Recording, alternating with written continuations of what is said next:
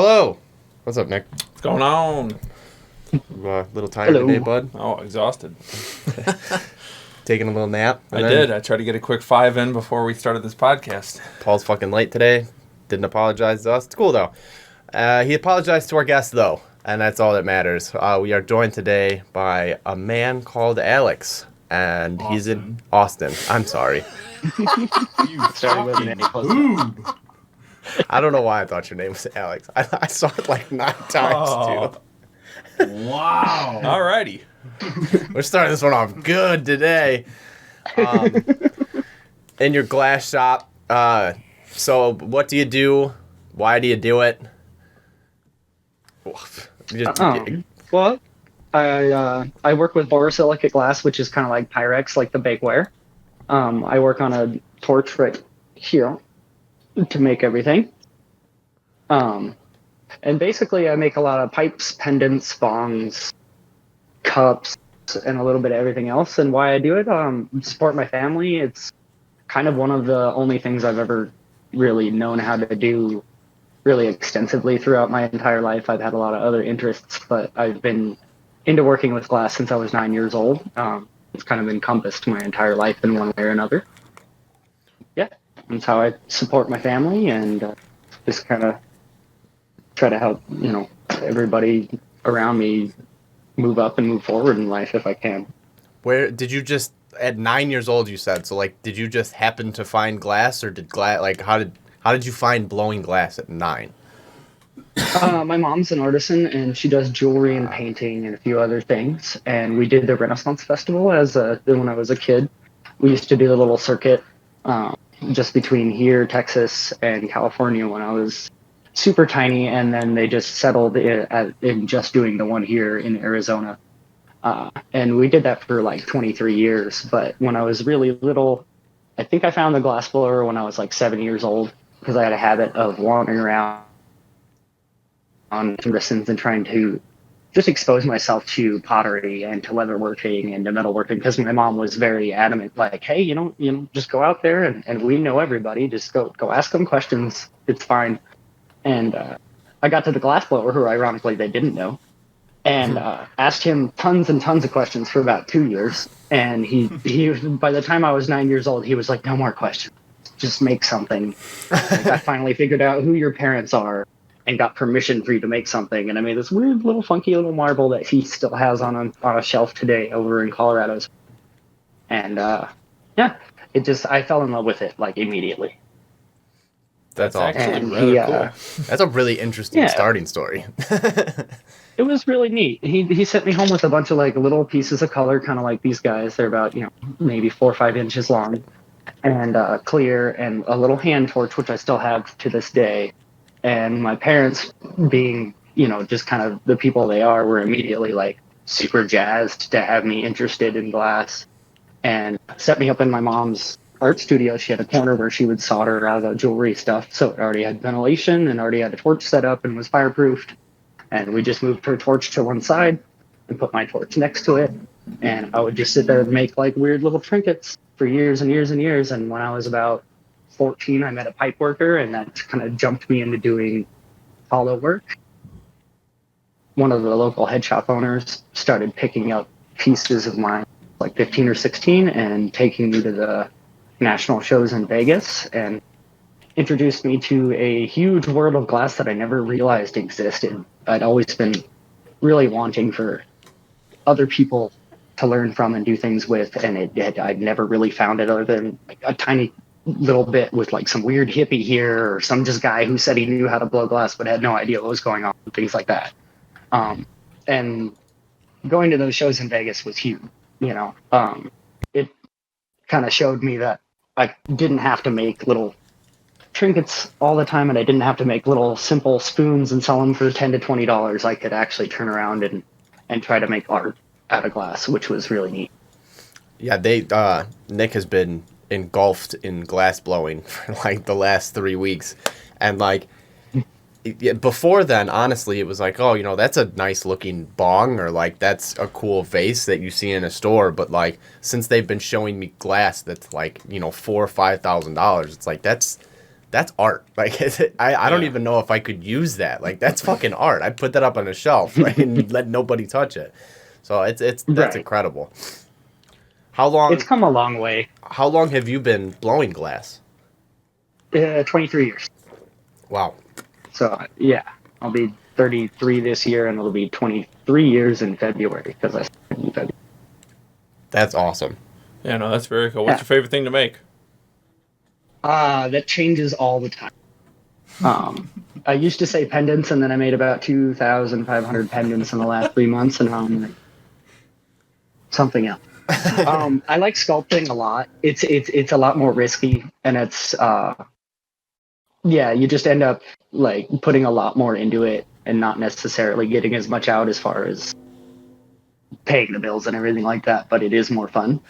Like the piece I showed you guys this morning, like pieces like that are amazing, but I can only do them every so often. How long did it take you to blow that piece? I mean, really only about 20, maybe 22 hours worth of solid work, but I did it over a couple of months because I didn't have the time to just be like, okay, I'm going to spend 2 days and just make this. So now, and it wasn't like a fully fleshed out thought at that point either. So it kind of evolved a little bit. how are you going to sell that piece? Yeah. Go ahead. Well, all right. So you say not that long, and then said 20 to 22 hours. Like, to me, I don't know. That seems like a ridiculous amount of time. Like, I don't know. Like, is that ever? Like, what's the average amount of time you spend on a piece? I mean, granted, you did say it was spread out, but I don't know. Even still, like 20, 22 hours. That's a long time. For something that's sculpted, that is a long time, but at the same time, so for those $4,000 to $5,000 pieces that you mentioned a minute ago, a lot of guys spend 60 to 100 hours on. Oh, okay. Yeah, you know, so it like the $4,000 to $5,000 kind of comes around, and you're like, all right, well, that's not super crazy. And techniques vary greatly. Like, you can look at a piece and go, okay, well, in clear that might take an hour, but then when you put it in like several different techniques, it might take 10 times as long. And so you'll find pieces where you're like, wow, that dragon is amazing, and then you find a version of that dragon where they like made it out of marini, which are like little picture chips, and they stacked all those, and then they stacked that up and coat it in powder and then sandblast down back to those marini or something like that. And then you're talking like 100 extra hours on top of the original whatever the heck that piece was already took just to sculpt it and to do all that. You know what I mean? And that's not counting for like if you fuck something up, which almost inevitably happened. I think her leg broke twice, and I had to like actually like rip it off once and redo the whole thing. I think that's a big problem that a lot of people also don't realize, as like the time that goes into blowing glass. Like something that's $4,000, like even our friends, like the stuff that they smoke out of, like it's nice glass, and like it's not like super nice stuff, but like it's, you know, up there a couple $100, and our friends are all like, why would you spend that much on glass? And it's like, man, you need to like understand how much time and effort is put into something like this. Like, you're not just paying for like quality, you're paying for that artist's time as well. Right. And there's that experience factor when you're talking about somebody who's doing art as a craft rather than just producing like a cookie cutter, like, okay, this is the 5 things I produce, and I'm just going to produce those the same way all the time for 10 years or something like that. Like, at that point, they have a price point, and it's exactly the same all the time, and that's not really going to change because it's dictated by whatever the market of that item is, because everybody's making them very similar. You know what I mean? If you look at cars, for example, like there's variation, but you know, year to year, they're all very similar, and therefore they're priced within a certain range of each other. But when you get into like as you were saying, as a more of an art form, you're looking at things like the skills that you build up over time to be able to do those techniques. They take those years of experience to be able to execute correctly, and therefore like the cost of a piece just goes up exponentially with that. And you look at like paintings and stuff, you know, in the first 5 years you're like, wow, this guy's painting is amazing, and then you forget about that dude. You come back 5 years later and you're like, holy fucking shit, what the hell? You know what I mean? Like it's amazing the difference when you actually have somebody who's spending an inordinate amount of time doing anything. Mechanics is a perfect example. Like my dad could take apart certain engines and in like what seems like fucking minutes, and it would take me a month, and I would fuck it all up. You know what I mean? And it's the same kind of concept. Like the time you put in pays you back, whether that be in being able to produce something quicker or being able to produce a better quality item. It just, it balances out kind of thing. And glass is expensive. Like it's not the cheapest art to get into in the first place. Like there's a huge kind of paywall. You're going to end up spending at least $4 or $5 grand just to get a studio set up in most ideal situations. And that's, again, if nothing major happens, like your landlord comes in and says, hey, you can't fucking do that here, and you have to like rip everything out and put it somewhere else or something. So it's not like drawing or painting where you can get into it at a cheaper level. So we just buy the canvas and the paint. Exactly. And then it's up to you and your skill level to be able to execute something. Like at this point, like, at that point, like, okay, say you mess up a painting and you're disappointed with it, you can paint over things. You can just buy a new canvas. Buying a new canvas in glass is throwing away hundreds of dollars worth of material that you're never going to get back. Yeah, I just got the opportunity. No, go ahead. No, go ahead. I just got the opportunity a couple days ago to go to a buddy's glass shop, but they do crystal, or what is it? Hot glass. Hot glass. Sorry, I'm still learning. No, crystal's probably like the brand, and both are fine. Okay. And I mean, just the different steps just to get. I mean, he did like different flowers, and I mean, it was all these different steps just to do one little thing, and then you had to go back and do this. And I mean, it was, I don't know. It's one thing having a piece in your hand, going to the store and paying $200 for it, and it's another thing to actually sit down and watch someone do it step by step by step, and actually how long and how many steps and how how different, hard and easy. And I mean, it's just you got to constantly run and constantly roll and stuff, and then. But anyway, the whole point was he was talking about his different colors and how his uncle or his grandpa, it took him 20 years to perfect this one color of white. And it's like some special color of white that they guard, like it's the family secret, And here again, there's a lot of different stuff like that people don't take into consideration of the generations of different recipes of different stuff handed down. And granted, this is a little bit different, but it's just a lot goes into it. So. Right. And a lot of the industry, especially the studio glass industry, which is all the hot shops, like kind of shot themselves in the foot for about 150 years, simply because of attitudes just like that. Yep. That family could have benefited greatly by reaching out to other families and being like, hey, this is our white. Show us your white. Can we make a better white together? And we've been really fortunate in the last 20 years that the borosilicate industry has done exactly that. A lot of them have reached across the aisle. There's been a fair bit of like theft of formulas and things like that's inevitable in any kind of industry. But at the same time, there's been a lot of collaborative efforts that have ended up producing color nowadays that are just so much better than what I was using when I was like a kid. When I first started, there was like 27 colors, and we used to always make jokes that 20 of them were bullshit.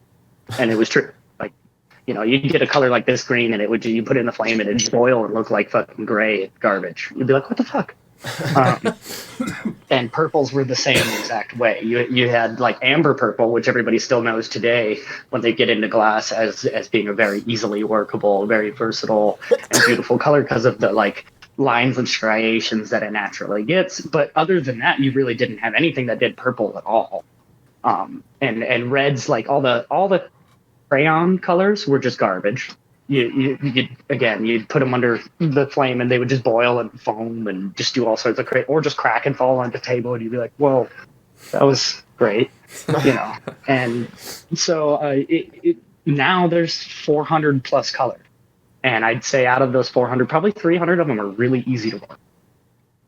And that's such a huge stark difference from just the short period of time ago when you think of how long this industry has been around. It's kind of crazy. It's crazy to think, like, you think about, like, cutthroat industries like Wall Street and stuff, like, and every time I hear stories, like, in art, because I've been a part of the music scene for a while, and I've seen that, and, like, to hear it's not just that industry that people are like extreme jag-offs in and like have stuff like that. And I've always said to begin with, like, collaboration is the way of the future. Like, that's, you combine smart people, smart products are released. So like, I agree with you 100%. Like, For sure. and it's amazing to see nowadays too, like in the clothing industry, everybody's doing these collabs and, you know, just artists in general. I think it's so much smarter, and just the products that are coming out are so much better. Yep. And even your just explanation, like 27 colors to now over 400. Like, why would you not want to do like that? Colors like, you know, like the pinks and purples. Yeah. Every color in this entire piece came out within the last year. That's insane. That looks none of so them amazing. existed, you know, and it's just things like that. It's like, what, you know, we just didn't really have a lot of options before other than fuming. And then fuming is such kind of like a alchemy kind of thing. And fuming is when you take gold and silver and you put them in the flame and use them to coat the surface of the glass. And then depending on the heat and the layering effects that you can get the whole rainbow. But it's very finicky. Like, if you get it too hot, it burns out and it looks like garbage, like really quick. So I'm assuming a lot of people get. It's harder to work with color than clear glass, I assume. That depends on the color, actually.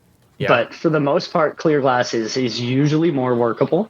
There is certain colors such as peach, which I would say, like, if you gave me tubes the size of the tubes that I get of clear that were made of peach, I'd probably never buy clear again. Just because it is just so amazing.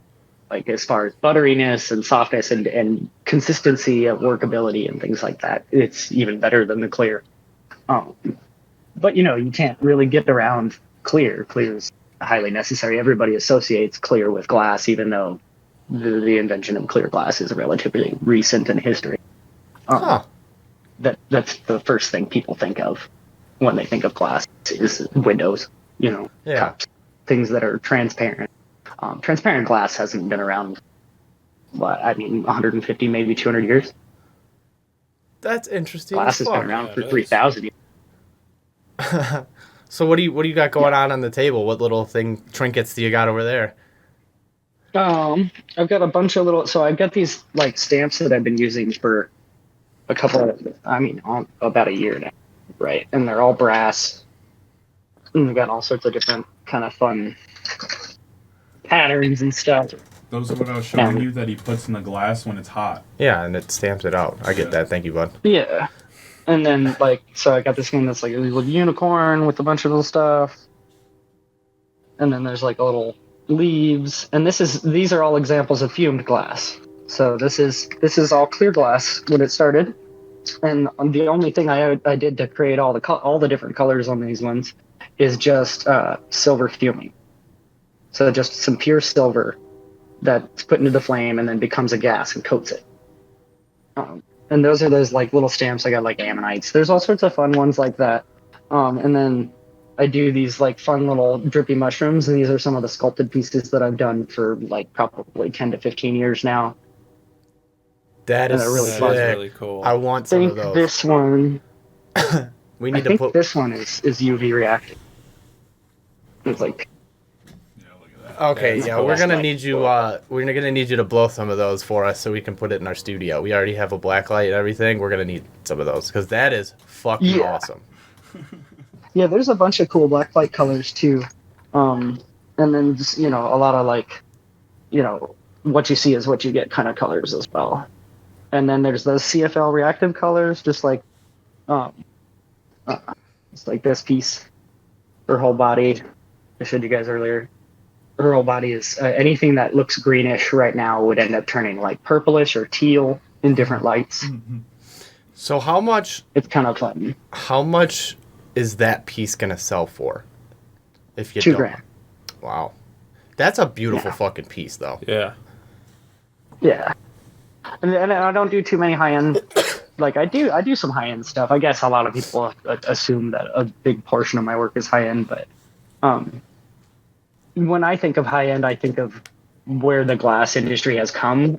There's guys selling $100,000 pieces. So, yeah, I definitely still think of myself as a very relatively small fish. Even though I'm finally selling pieces that are around, $1,000, $2,000, or the poison bottle rigs, which I've been selling a lot of. Which there's an example of one that broke in half, but you can still see. This is That's what I want. like one of my rigs that I do. That's cool. Your Stamped color, bottoms. your color is so awesome. Like the way. This is all fuming. Mm-hmm. Oh, that So looks these so are good. actual colors, but the whole of the rest of the piece is all fuming. I like that a lot. That is very Yeah. cool. And then like full color example. I also like that a lot. That is cool. This one cracked a couple of times. I made this as a giveaway piece for my 6,000 follower giveaway, which I need to do way over.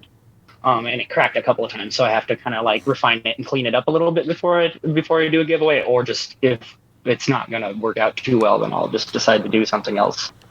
But these are fun colors because the yellow in here is like a satin, so it's hard to get pictures of, but it kind of gives you it has like a velvety kind of sheen to it, and that's those are a set of colors that didn't exist for a long time. They existed before I started glasswork for 3 years, and then the guy decided it was too expensive to make the colors, and then he stopped making them in '88 when I was born. And so I have sought my entire life for those colors, those satin colors, and been able to find a little bit here, a little bit there.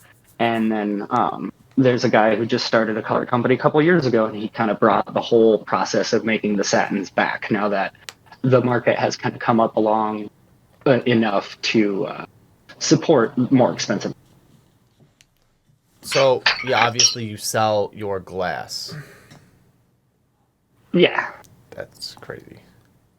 that's like the yellow. This is the yellow with a little bit of clear over the top, and that clear helps that sheen show up.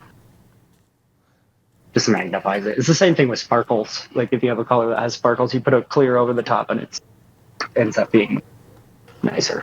Nice. That is cool. So with obviously, yeah, you said you just have 6,000 followers now. Have you seen has that helped you a lot with social media and everything like that to get your name out there and all that? Yeah, I think I do 90% of my sales because of social media over the years. I don't have a whole heck of a lot of followers, but it's for me. One of the guys who wrote the book on glass blowing happens to live over the hill. And when I say that, I mean, there's a set of 3 books that everybody buys when they first start blowing glass. And he wrote them. And he always said that I was what's called a glass blower's glass blower. He said I had techniques that appealed typically more to glass artists than the general public, so it'd be harder for me to gain a following. And he was right. But at the same time, it's finally kind of coming around enough to where the glass industry has become big enough that there's enough appreciation for the techniques that I do that I'm able to, charge enough for them to make a decent living. Especially I'm renovating the building and everything like that, and building a restaurant for my wife, and exactly cheap. It's been nice because we don't have any other income. It's just that. Well, that's awesome that you can do what you love doing for a living and make money off of it. Yeah. That's something a lot of people can't say they do. Yeah. Now, do you have a website? It's like running 4 jobs. Yeah, I got it. It's Hensley Art Glass .bigcartel.com. There's a link on my Instagram account, which is Hensley Art Glass. Just right there in the bio, you can just click it, and it'll take you there. We'll plug anything in if you have an Instagram. We'll put and plug everything too, in the descriptions when we post it and all that stuff too. Paul will track your shit down and throw it in there. So, but I know you said you're renovating your studio. What kind of building are you in? So I'm in a 1942 Texaco building. I live in a little town called Clarkdale in Arizona. We're right underneath Jerome, and Jerome mined most of the copper for the war effort in 1942. So they were extremely rich. The town was about 10,000 people at one point in time, and it is an itty bitty little town now of 400 or 500 people. And they had so much copper running around the area when they were really running in the heyday, that when they built this building in 1942, they covered the outside of the Texaco building in stippled copper paneling that no other building has ever been covered in. If you scroll back on my page a bit, you can kind of see the stippled copper finish, and it's really neat. Immediately after that, because of the fact that they did a big drive to grab all the copper everywhere for bullet casings, they stuccoed over it the same year that they built the building, and no one knew about the copper until my dad bought it in the 90s or 80s, and he ended up one of his employees ended up running into a corner of the building up here up front, and my dad wondered why the building crumpled instead of like crumbled and fell apart like concrete like it should have. And when he started scraping the top stucco layer away, there was green oxidized copper underneath, and he realized that the whole building was covered. That's crazy. That's such an interesting story. Wow. And like as an artist, like that's like the perfect building for you. I love it. I'm in this tiny little, Clarkdale's like 2 blocks long. I'm in what they call the Arts and Business District, which just means that nothing ever happens here. And the town, there's maybe 5,000 people here at its peak, when not counting tourists. That's about where we live too. Just tiny little town in the middle of nowhere. It's nice. Yeah. And Jerome, ironically enough, gets like 6 million people a year running through there or something like that, because it's a ghost town. It's an old mining town. It's haunted. It's got all these like kind of hipstery renovated businesses now, and like they've really monopolized on that, and so they have an insane amount of tourists. And then on the other side of town, if you go on the other side of the valley, you have Sedona, which is like metaphysical hippie mecca, where they all come to go to see the vortexes. That's 20 minutes away. I'm like stuck in between those two places, and it's just a bunch of crazy tourists all the time. But at the same time, that's nice. That was the whole reason why we can be able to do the restaurant. Like, my business doesn't require tourism. Like, I don't want to, and people ask me all the time, when are you going to open like a gallery and have your stuff? I'm like, I sell everything online. I don't have stuff to display. Yeah. Plus, I want to sit in here and smoke weed. Why do I want to open the door? Then I have to talk to you people, and you're weird. I've known you for way too long. I don't. Yeah, that's I agree with you 110% with that. Like, even working retail, like, no, I'm done. I'm good with that. I don't want to deal with you. Look, I have a gallery. It's called Instagram. Yeah, and that's they'll be like, hey, can I see your work somewhere? And I'll just show my phone. And they'll be like, really? And I'll be like, dude, there's like literally like 7,000 pictures. Really? Yeah. But yeah. Here. I don't know what else to tell you. I get the whole thing too, like, people want to touch it and feel it before they buy it, but then you always run into the problems of people touching it and buying it and breaking it, and then you have, that's a $1,500 piece now that they have to pay for, Yep. Nobody wants that. And then I feel obligated to fix it because I'm a nice person and I shouldn't. Because I'm always like, oh, I guess I can fix that. I'll try to say it, you know what I mean, or whatever. And yeah, and that's just a bag of like every fucking. But retail in general is like really weird. That's why I prefer wholesale. Like, I do a lot of retail sales too, but I do prefer wholesale a lot, simply because.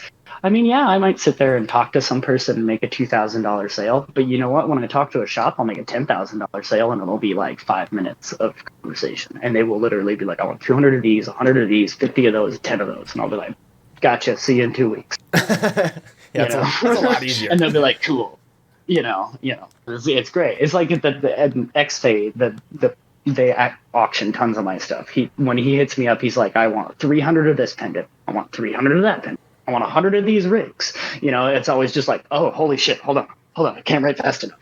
You know what I mean? And so when somebody hits me up and they're like, hey, I want a rig, I'm like,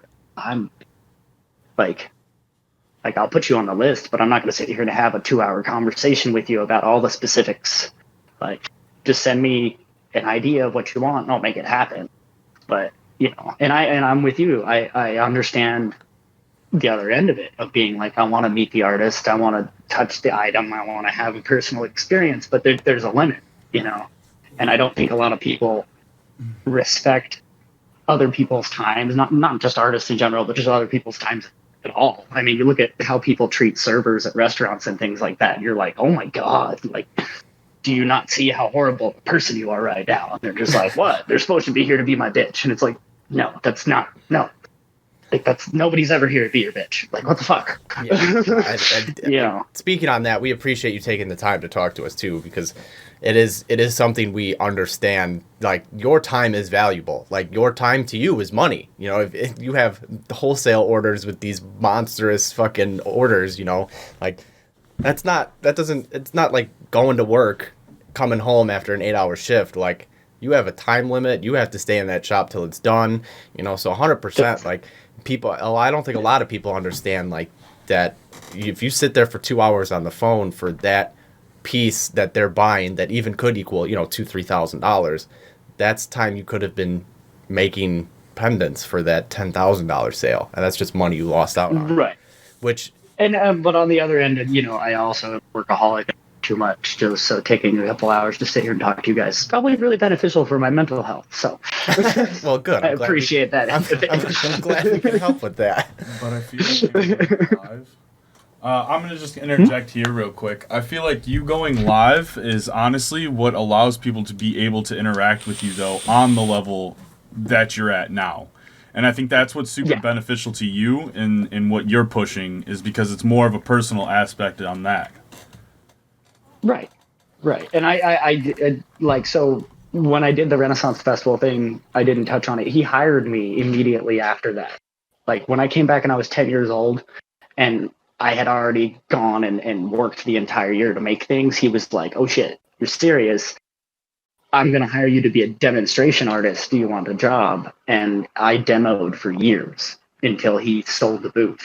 And so live streaming reminds me of being a kid again, and allows me to connect with that same connection with the public and that feeling that I had when I was doing that as a kid. So again, like, what you're saying is being able to connect with the public and have a personal experience. It is wonderful for that. But on the other end, and I try to be very grateful to the people in my live videos all the time, that it really does benefit me as much as anybody else getting information or like a cool experience out of it.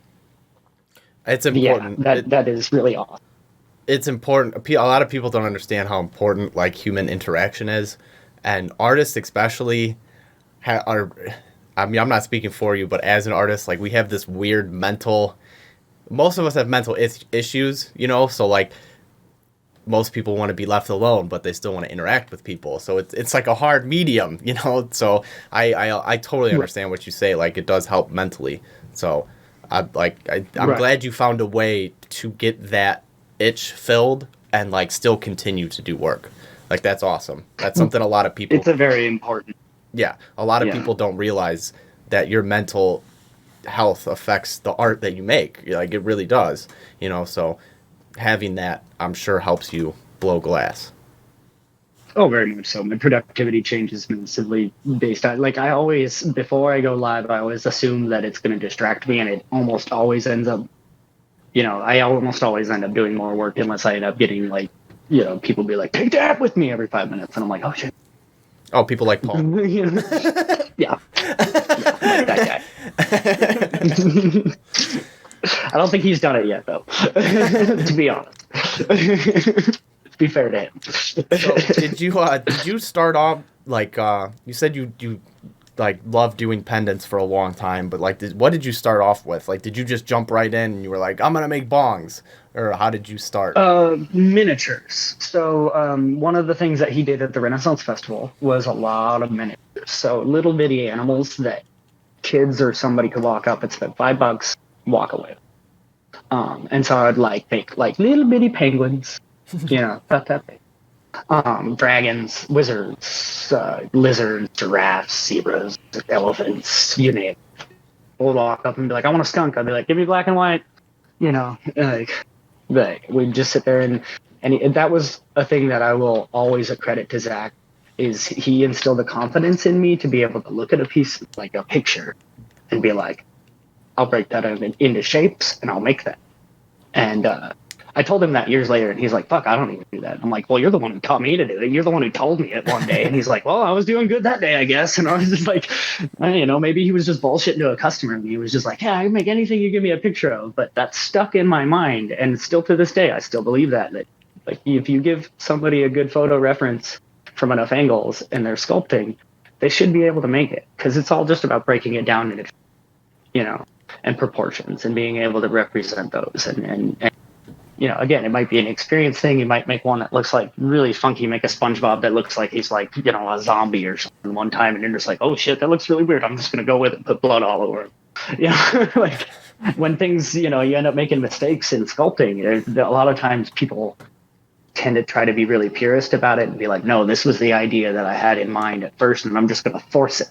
And it's like, if you're just more adaptable with it, and then like just try to make another one and do what you had originally, like you're going to learn a lot more from being adaptable with it than trying to force that in the first place. So glass will teach you, and any kind of sculpting or artwork will teach you more than you're trying to like get from it anyway. You just have to be receptive to it in some manner. Oh, absolutely. You just have to be aware, like, it's probably not always going to end up like you want to, but like it's the journey that matters. It's how you got to this point. And, it may not have been what you wanted, but it's going to teach you something that you might have needed to learn. Right. They always do that cliche thing where they're just like, oh, it's not about the destination, it's about the journey. And that's exceedingly true.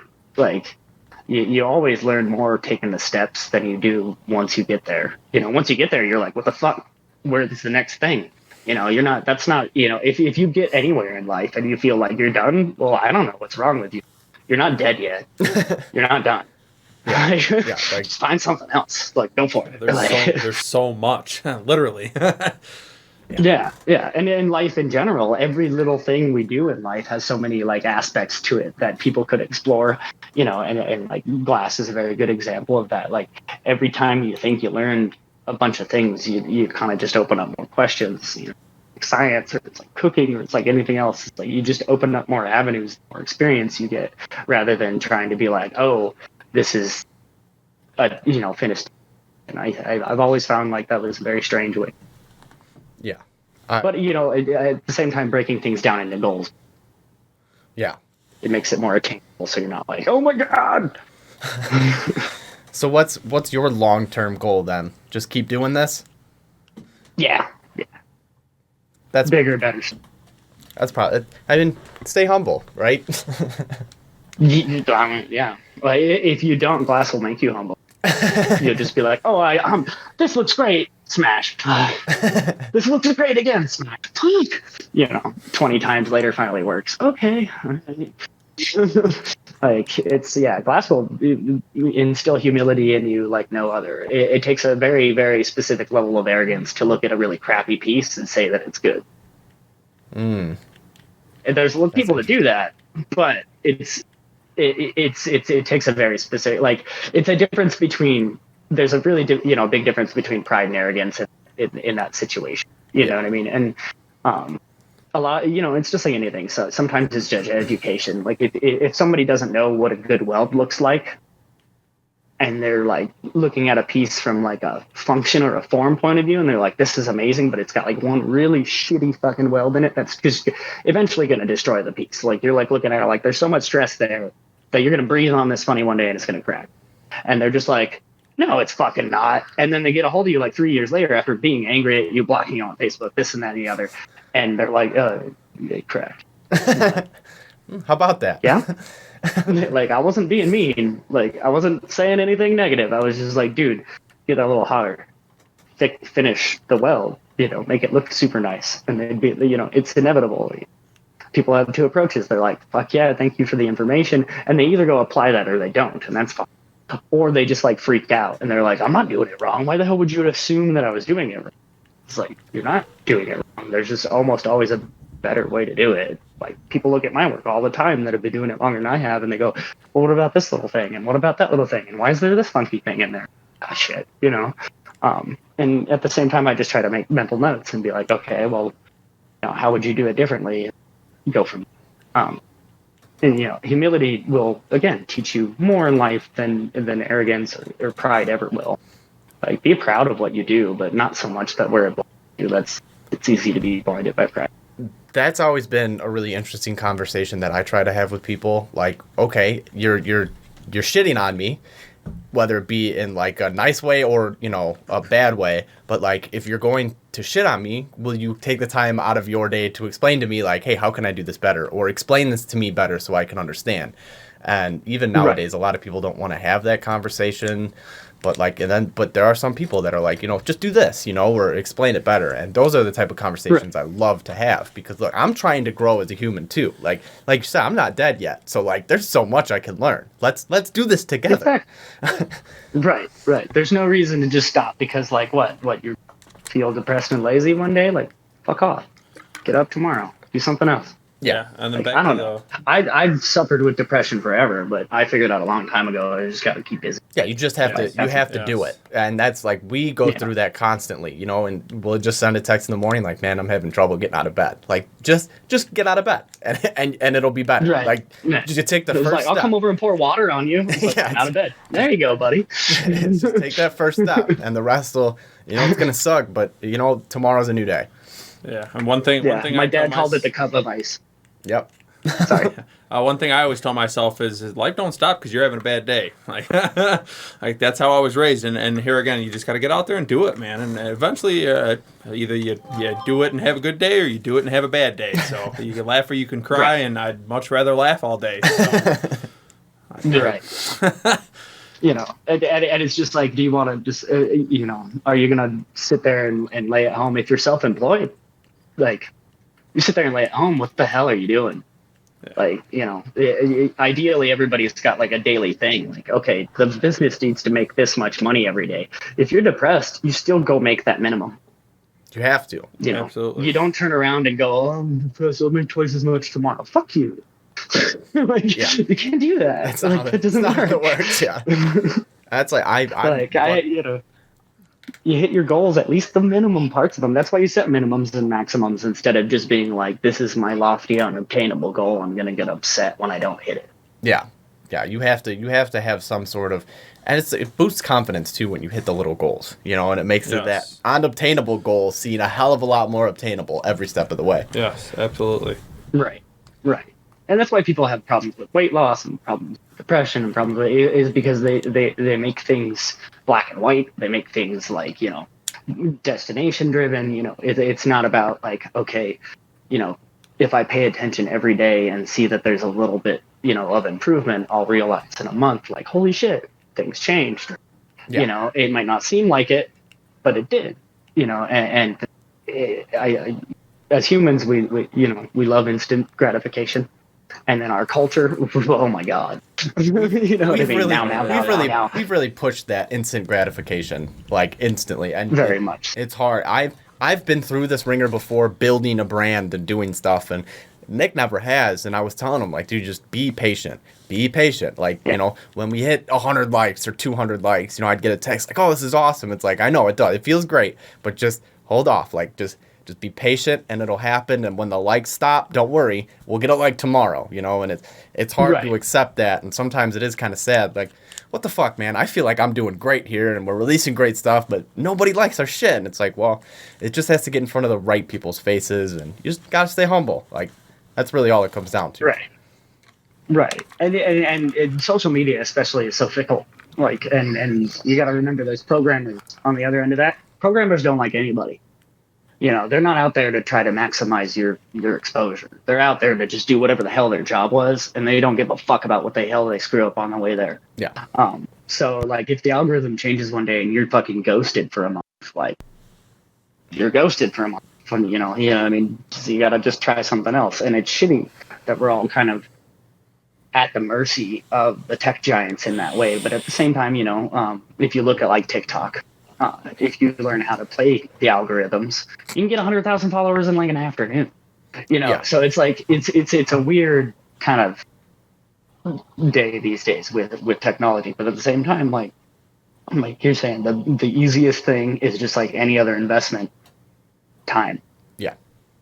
They say time. Any investment that's worth your money takes 10 years to get there. Well, yeah. I'm 23 years in and I'm just started making a profit. You know what I mean? Like patience is key, you know? Yeah.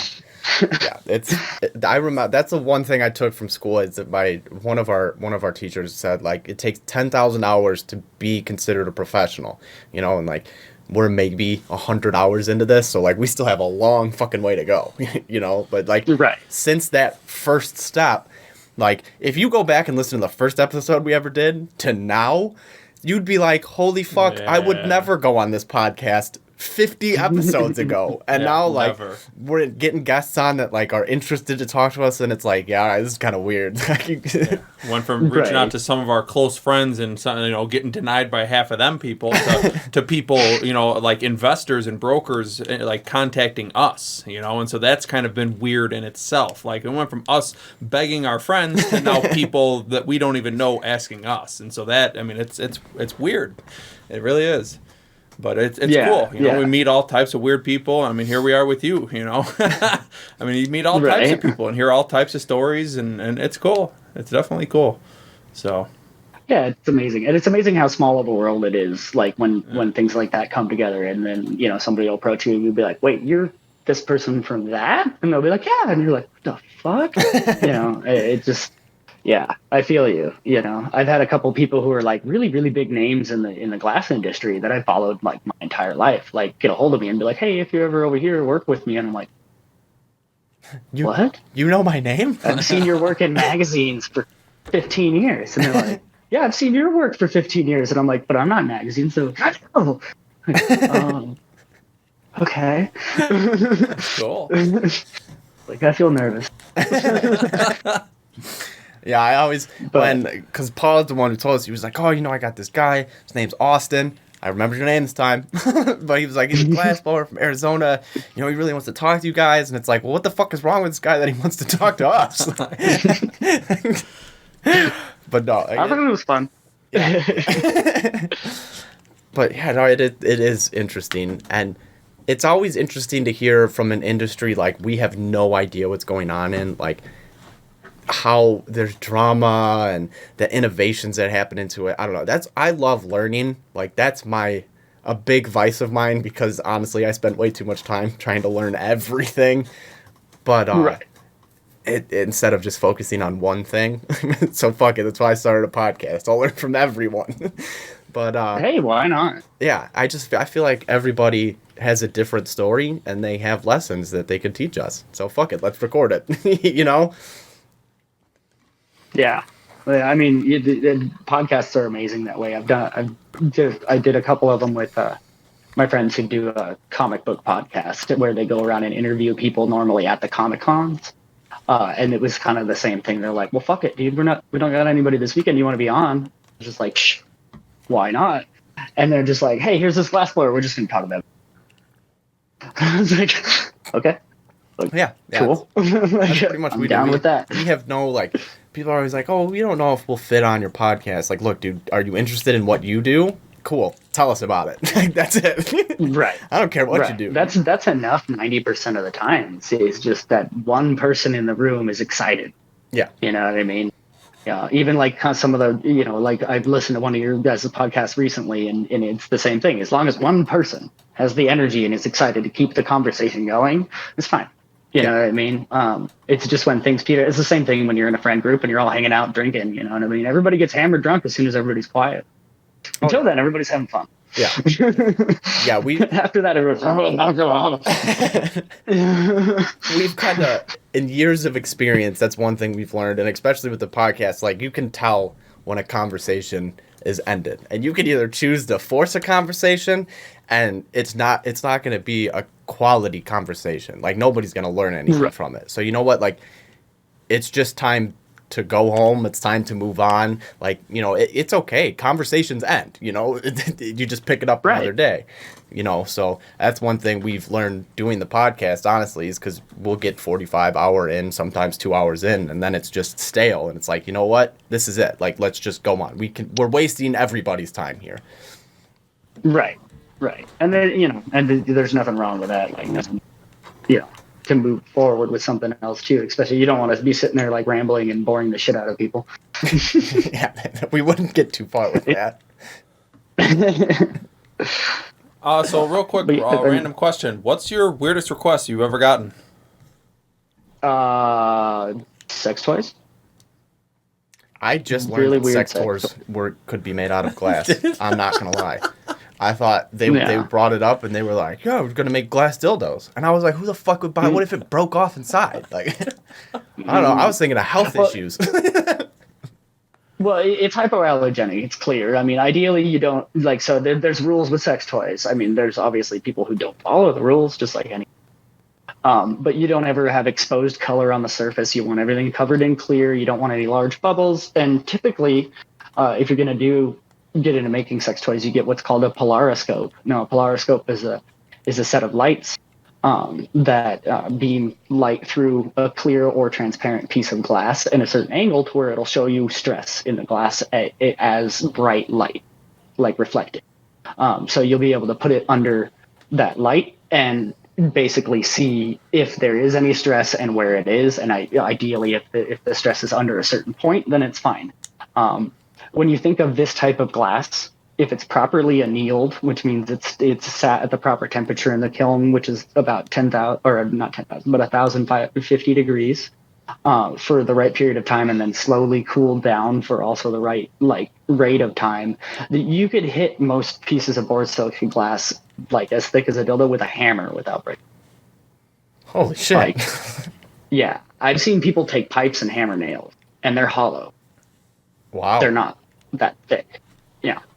So, there's a guy, Paul Taylor Glass, and he makes these pipes. He calls them thick boys, and they are at least a half an inch to 3/4 of an inch thick at some points, and they basically look like a big hunk of glass. But then on the inside, where the bubble would normally be, is the shape of a pipe. So he forms the bubble into the shape of a spoon pipe rather than forming the outside glass into the shape of a spoon pipe, and you end up with this chunk of glass that's like basically like a brick. But still has like the aesthetic feel of a spoon pipe, because when you look at it, you go, okay, the bubble looks like that. And he routinely kicks those down concrete steps, like on video. Like he'll drop it and be like, "Ah, fuck," and he'll just keep kicking it on accident, quote unquote, and just keep being like, "Oh, I almost got it," and then kick it down another flight of steps, and then he'll pick it up, and it's, you know what I mean. He's dropped them out of 3-story buildings, like all sorts. Well, that's one way to advertise your shit. I mean, yeah, I would buy one. Yeah. If you properly anneal glass, it's really. That being said, you know, it's also brittle, so certain designs like you just couldn't do. And again, sex toys, they should all be smooth edges. They should, if you need to have it be structurally sound. But the same thing could be said about like some of the like hollow metal sex toys you see out there. If they were made out of like the wrong metal or they made the wrong way, they just fuck you up too. The main thing that I've heard that people really like about glass is the ability to maintain like temperature and the cleanliness factor. Like, you just wipe it down, done, it's clean. You know what I mean? You don't have to worry about like surface pitting or anything weird, or it just like getting old or anything like that, or any unsavory kind of thing going.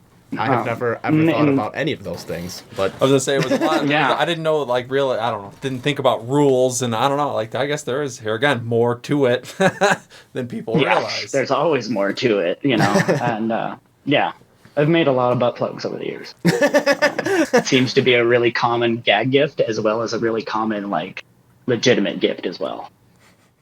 So, you know, whatever. That's cool. I know millennials are much more into that than the previous generation, so it makes sense that there is. Yeah, that's I'm a millennial, but I'm not included with that at all. I would be really, really bothered by one of my friends buying me a butt plug.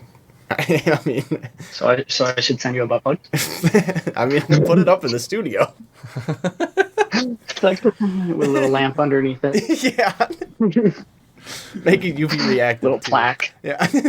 Yeah, for sure. So when I stick my ass to we'll put it on a little stand with a light that changes color. People ask me, why is it UV reactive? You know, I want to put my ass next to the black light and fucking changes colors. Right? So when you put it in, you put it up to your ass glow. Whoa. It's so disturbing and so hilarious and so worth taking a picture of. I now want UV I wish that was a reactive thing. plug. It could be. It can. See, questions. So Like, do you, is it worth it just to find out? Yes. Yes, it is. Do I what? Do you have a favorite piece of glass that you've ever blown, or do you kind of just love it at the time and then move on to the next?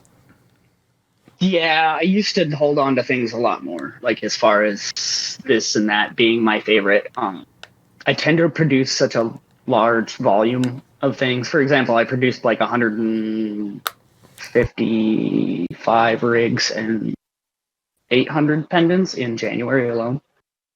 And so it's really hard to play favorites. It's like having kids. You're like, there's too many. I don't know what the hell's wrong with all of you. Just go to another. Why are you here?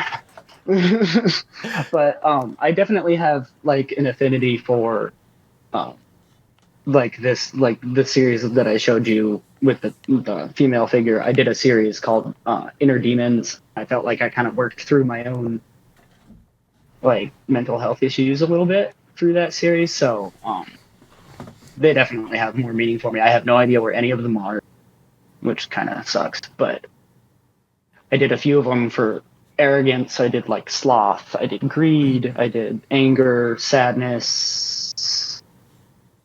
I think I did another one. I can't, but they were all just different, really over the top male demon characters that all represented different things. And it was super fun. I really enjoyed that series. And like I said, it seemed like with every single one of them I did, I kind of had that like self-respective moment at some point in the process of making it to where I kind of sat down and thought about that enough, if nothing else, just to be able to physically represent it, to kind of reflect on how those things affected me in my life. That's another thing I've always said to people too, when they're like, I don't know how you can be a musician, or I don't know how you can do art. And I look at them like, dude, I don't know how the fuck you can't. Like, I don't know how you don't. Yeah. Because like, you leave everything on the table there. Like, pieces of you get put into that like, whether, it releases shit when you do it. Like, and that's a release. Like, how do you do life without having that? Therapy. Yeah. Either way, you're paying. It's just a different form of therapy. Yeah, therapy's probably a lot cheaper at this point than my vices, and probably glass. I feel you there. I think my color addiction would pay for a therapist just alone. Your personal on-call therapist. You're right. But yeah, I mean, there's really, really something to be said about that. And like, I think everybody should have some sort of creative outlet, no matter what it is. And everybody that's ever said to me, like, oh, I'm not an artist, or I can't make things, or this or that. No, they're just afraid to. There's something very, like, special and very, what is it? Vulnerable about putting art out there for other people to see. And there's a lot of people out there who will say that they don't do art, but they make things and have them in their home, and they will never let other people see them. And that's a whole different aspect of that, but it still is that same kind of self-therapy. And I think, we live in a society that generally demonizes failure, which is the exact opposite of the creative process. And I think people have a really hard time with, rectifying those two things and coming to some sort of equilibrium there, to be able to accept their failures in the eyes of other people as well as their own, and be able to continue a creative process. A lot of times it just takes the, not necessarily the ability, but just that first push, you know what I mean? And sometimes that can be from family or friends too, just being like, dude, you've done this forever, you love it. Go do it. I don't care what you feel about it, and you might hate that person at the time, but it can typically be very. Yeah, it takes a leap of faith. Very much so. Yeah. Or somebody throwing you off the cliff. Yeah. Yeah, if I were to tell you that if you knew Nick 2 years ago and I told him, hey, you're going to be on video talking to random people you've never met, he'd be like, yeah, all right, go fuck yourself. It's not going to happen. Like, what are we, drunk on a Friday night, like on chat roulette? Like, what are you talking about? It's like, did you look at my Tinder? But yeah, here we are. You know, exactly. It takes that push, you know, and to grow. 100%, I agree with you with the whole failure aspect, because I am who I am because of my failures, not my successes. You know, it's my failures that We all are. Yeah, and being in uncomfortable situations and like telling myself like, I'm tired of doing this. I need to do something about it. And I failed 1,000 times and I've only succeeded 3 times, but I've learned so much more in those failures than those like when I succeeded, you know, which is weird to say because I would 100% rather fail than succeed. Right. Well, you learn more. Yeah. Yeah. You know, and a lot of people spend their whole lives focusing on like these big moments. I think it's a big part of the reason a lot of people like focus on their high school years and things like that. You know, like I was a jock and I did this thing that was great. It's like, but all the other things that have taught you to be a real human being since then, those all matter way more than that one little thing that you're focusing on, that you're depressed about, you know, and, you know, again, it's that whole journey thing, you know what I mean? Like they look at it like they already hit their destination, you know, and somebody's told them their entire lives, like, you know, high school and college, these are the greatest days of your life. No, every day is the greatest day of your life because you're not dead. Yeah. Yeah, I've never liked that whole. Well, I peaked. No, you didn't. Who's Only if you wanted to. Yeah, like you're deciding you peaked already. Like, dude, you're 25, bro. Like, you are aware like the average living age is like 70. Like, there's still a long time to go, bud. Like, it's not a good way to look at life, man. Yeah, for sure. I mean, the defeatist. You know, it's one thing to be a realist, but it's a whole other thing to just kind of like Give up. Like, nah, this is my lot in life. I'm giving up. Yeah, it's depressing, and yeah, it's a weird statement to say at such a young age that you're like, oh, you know, I peaked when you were 17, like. Yeah, of course, yeah, exactly, like that early. Come on, but We got another guest on the podcast.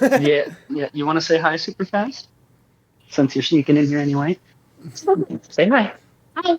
Hi. I like your dress. Is that a tattoo on your arm? Yeah, she loves tattoos. Oh. We got these big sleeve ones too that go like all the way down her arm. Okay, kid, I've got to continue the interview. Wallet. That's not my wallet. Here.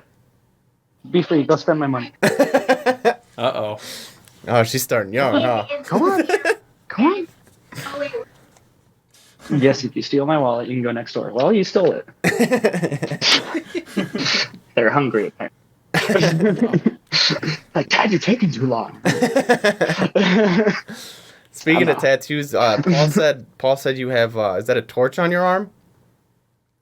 Yeah, so, let's see. So, this is my mini torch on my hand. And then the gas lines go, and they kind of go underneath, and then pop back out and attach to like these little gems on my cuff. And then this is eventually going to be filled with like space. My first tattoo is this sun with like a little kind of planet inside, and this was to represent my wife. And then she got a moon, and then it just kind of went from there. And I got all those. And then my most recent one is a mushroom kind of drippy thing that I got, you know, as a representative of the drippy mushroom kind of guys. Thank you, love. Have fun.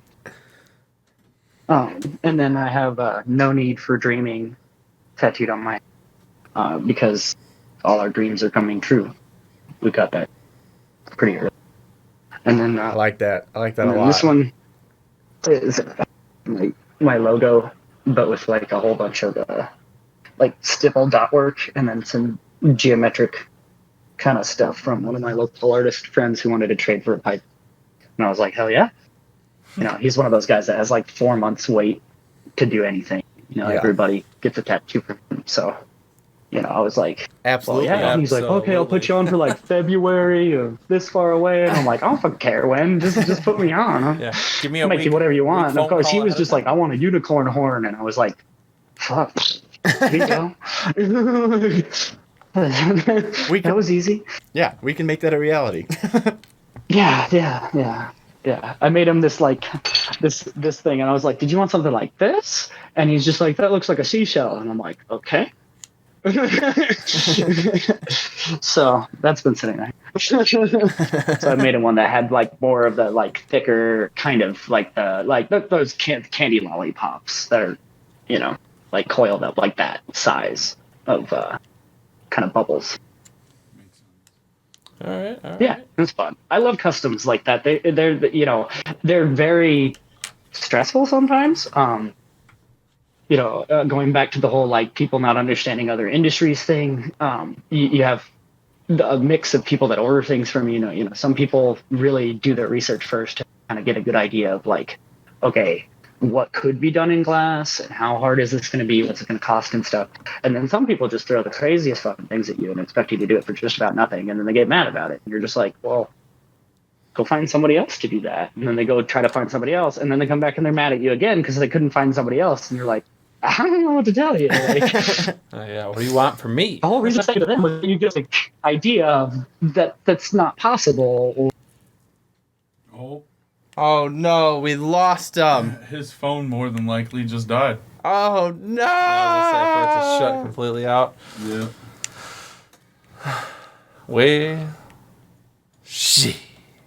Well, I can drop this down for a little bit, and y'all can talk for a minute. I thoroughly enjoy this man. He's very interesting, and I'm going to definitely purchase some glass from him. I told you, he has some really amazing knowledge. Yeah, definitely. I mean, it is what it is. How long have we been going? About an hour and 6. I mean, it sucks it got cut short. I was gonna say we could always do another one with him another time. As well. Absolutely. So, Yeah. And this kid seemed like they were bothering him to go to eat. It was dinner time. I don't want to take away from his family. I don't know what happened. Oh, there we Oh, go. there he There is. he is. I'm not even sure, man.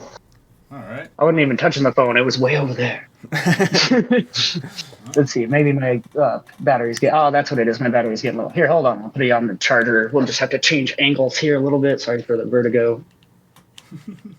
Oh, put you on my mount that I use when I do live videos. You see the purple thing on his table? Yeah, what is that purple thing? No, I don't see it. He puts the tubes in there to roll the glass. So he doesn't have to hold that fat ass tube in his hand. Oh. That's cool. Yeah. Yeah, that thing was worth $400. So like the cheaper ones, for like $75, you can get this piece of crap. Yeah, which is great, but you're still holding it. You know what I mean? It takes a bit of weight off your hands. It's nice. But this is great because it's like they're made on a lathe. They're billet aluminum. You can sit there, and because of the precision, you can sit here and like kind of just do this and work on the end a little bit.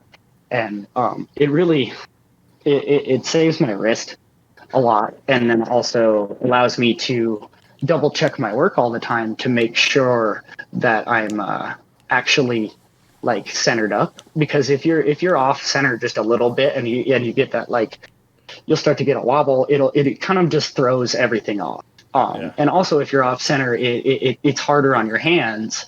And especially when you're first starting out and stuff, it's hard to tell when you're off center, and you'll just end up just being like, fuck, my arms, they're brutally sore at the end of the day. And a lot of that has to do with like, you're spinning one piece and one piece is like trying to go like this instead of, spinning on center. And you're not noticing it. And this is, tools like that are just amazing. A lot of large glass pieces and a lot of the pieces you see like in scientific labs are made on lathes. So they're made on a giant machine that has 3 just big chucks that hold both ends of the tube and spin it for you. And then you use tools and a hand torch or a torch mounted on like a swivel to do all the work.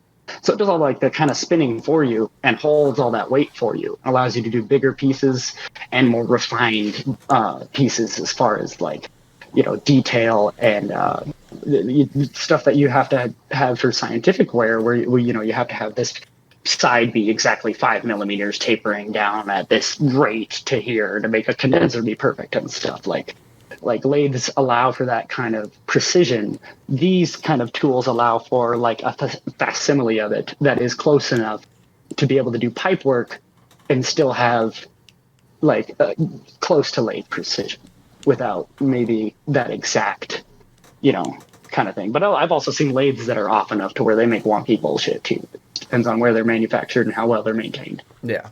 That's one thing I also didn't understand until about 3 weeks ago is how physically demanding glass blowing is. And like, it's insane watching people blow glass and how much like physical strength and like endurance comes into play to this stuff. Yeah, my friends my entire life have told me that I have like fucking grip of steel, and it's from holding like like a 10-pound object and spinning it for hours at a time and hours at a time. All you do is build up these muscles, like and you don't think about it. You'll be like, okay, so I'm just holding this little rod with like a 4-ounce piece of glass on it, but for every inch away from your hand, it's a fulcrum, so you're getting exponentially heavier on your wrist for every inch you get away. And especially when you're starting, again, you're working further away from the flame because your hands are more sensitive to the heat. Like I've been working like a chef has their whole life. Like I could touch the grill and not really notice. I can get right next to the flame and work and not really bother me. And it allows me, it takes weight off of my wrists all the time to work closer to the flame. But that's not always an option. If you're working a larger flame, obviously, like I can't do that. If I'm working a heavier object, that piece, when it's hot, just that mass is going to throw more heat because of the fact that it's a larger mass and therefore will have more heat to throw. Yep. You have to have your hand further away. And so I forget exactly what the math is, but when you're holding, something like this is solid. It's huge. When you're holding this and you're spinning it for like 10, 20 minutes at a time, it's basically like holding like 20 or 30 pounds and spinning it.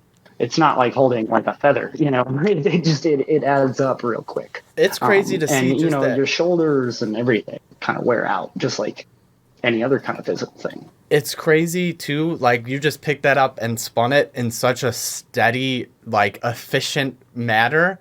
Like I could not fucking do that. Like that's so the idea is constantly spinning, and it's all not the same speed, going up and down. It's constantly trying to fall. So you have to match the rate of spin to the heat level. So your rate of spin and wobbling back and forth and kind of thing changes depending on how hot an object is, what color it is, how much it wants to move, how thick it is, et cetera, et cetera, et cetera. So there's a lot of just literal feel. Like I've met people that I've read books and books and books and books, and they're ready to go. They're going to be the greatest glass blower in the world, and then they can't spin anything. They get frustrated and quit. And it's because they thought they were just going to be able to do it right out of the gate, and instead of trying to actually practice those physical skills while they were learning. It's a physical thing, and people will work unergonomically. Like they'll stand like this and wonder, like, I don't understand why my shoulder hurts all the time. And you're like, are you fucking kidding? Like, drop your elbows, just relax. And they're like, but I can't work like that. I'm like, yeah, you can. You just not. Yeah, you just have to learn. My shopmate's a perfect example of that. Like, he has to sit. He has to have his elbows on. And he leans forward. It's bad on the neck, shoulders. And he'll be like, my back hurts. And I'll be like, I want to kick that wheelie chair out from underneath you. I don't know what to tell you, man. Yeah, and then this guy that just starting out the other day, I went in his live video and he was doing this. He's like over the top of the torch, you know what I mean? And I'm like, dude, you're gonna poison yourself. You're inhaling all the carbon monoxide before it has a chance to get picked up by the ventilation. And he was just like, no, it's fine. I have to do this. I'm trying to transition away from it. He messaged me like 3 days later, like, man, I really feel bad. This, and this are my symptoms. I'm like, yeah, it's called carbon monoxide poisoning. Go drink a gallon of milk and go to sleep. Fuck off. Like, I told you that this was going to happen. Like, it's cause and effect, man. Like, I don't even feel bad. Like, yeah, it's not that you can't work the right way. It's that you don't want to break the bad habits of how you're working to work the right way. they don't want to make a single bad piece or a piece that they feel is subpar and attribute it to the fact that their condition changed, rather than just being like, okay, I'm just going to sit here and practice the simplest thing I know how to do while standing a different way until I figure that out, and then realize like my brain is the problem. Yeah. Like, not my body. Like, once you relax, you spin things better, and it's all of that, you know, like that relaxation helps you make better work. It helps you make better work easier. It doesn't stand in your way, you know. I mean, I just, you know, there's so many bad habits that people have. I have tons of bad habits too, but I try to at least be adaptable to them, or at least at the very least when I'm doing live videos, I will tell people like, don't, this, what I'm doing is stupid, don't, you know what I mean? Because I do all the time. And I'll be like, don't do this, you're gonna burn yourself. And then I'll burn myself, and I'll be like, see, told you. Like, I've been pretty adamant on that, like, lately too. Like, what if you're just, if you're not hurting yourself and you're physically not in pain, the amount, like, when you're in pain, you're taking your mental capacity and you're focusing on that pain. Again, it's taking away from what you're doing. So if you can do something in a manner to where nothing hurts and you can just focus on the task at hand, like, think of how much better that piece can come out to be then. Like, I don't know, that fucking makes sense in my head. Yeah, you burn your finger and now it fucks up your twirl, and now, I mean, it, you know, well, think back to writing an essay when you were a kid, sitting at a desk. Your wrists start hurting when you're writing. You think you wrote better? Fuck no. You just went, fuck, my wrist hurts. I fucking hate this class. Fuck math. Why am I writing an essay in math? Like, you just go down the rabbit hole of like grumpy asshole. Like, yeah. And, you know, because your wrist hurt, you know, when you could have just literally just been like, oh, I'll just take my shirt and put it in. Yeah. Like, or just something like something simple. Like, but it's really easy for that, you know. And it's like that saying that people go all day too. They'll be like, well, did you have a bad day, or did you let 15 minutes fuck up fucking 12 hours, you know? Yeah, that's... Well, where were you at?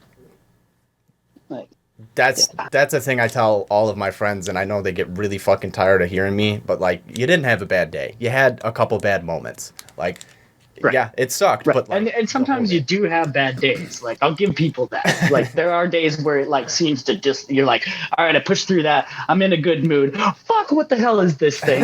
You know what I mean? Like, it does happen. But are those days really common? No. Yeah. You know, and it's still probably just 3 or 4 bad things.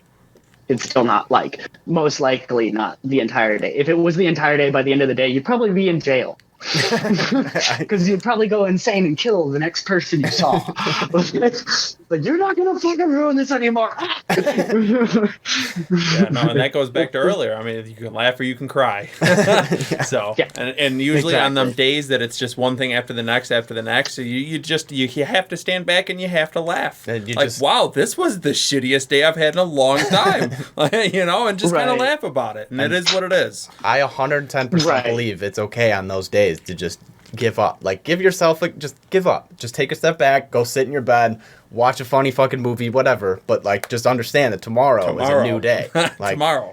Right. It's okay. Right. Just give up. I understand. Because you're right. Yeah. People do have those horrible fucking days. I have one every week, it seems like. But you can't make it every day. You can't do it every day, though, either. You know, it's you gotta break the habit. Yep. Right. It's easy to focus on the negative. Like, and again, that's like our society, again, with the whole glorification of being super successful and demonization of failure. Like, it's really, really easy to get trapped in a negative cycle of being like, you know, I'm not super successful. I don't have this crazy awesome job. I'm not doing this thing I want to do, whatever the case may be, and allowing it to pull you down, rather than going, okay, well, this is my end goal. These are the 5 little goals I have to get there. Every day I'm getting closer to this one. Yeah. Like, it might not be getting closer to all of them, but it's closer to this one today. You know, that's good enough. You know, like, we all live long enough. Everybody talks about how short life is. Life is short. You still live long enough to make something happen. So don't be like, life is short, I give up. But also in the same respect, life is literally the longest thing you will ever do. So, you know, exactly. It depends how you look at it.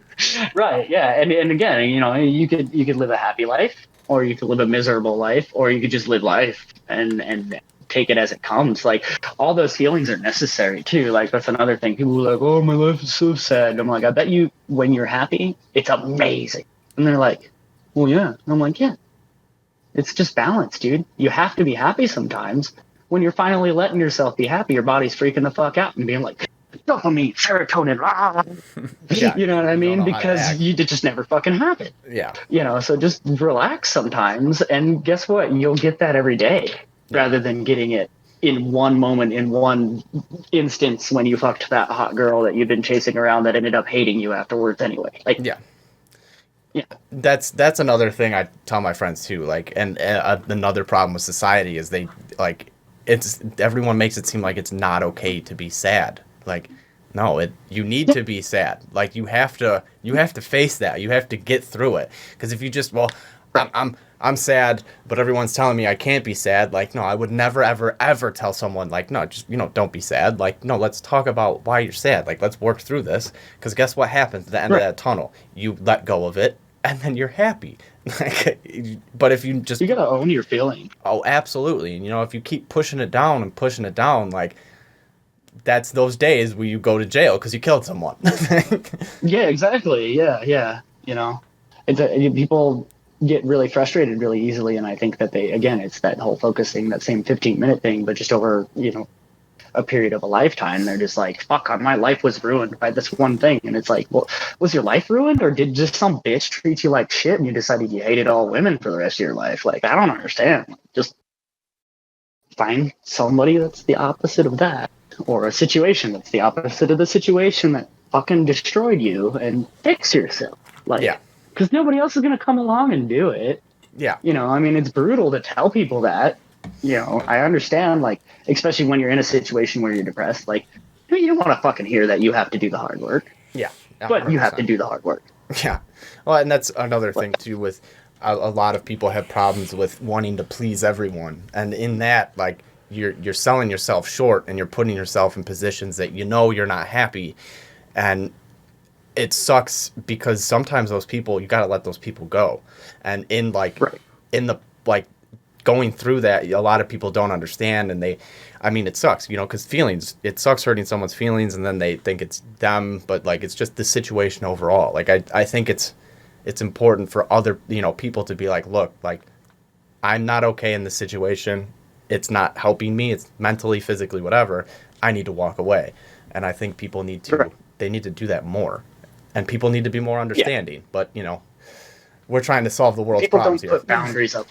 They're just like, oh, I'm going to go ahead and just let people walk all over me because I'm not worth it. It's like, no, you're a little castle. Put your walls up. Yeah.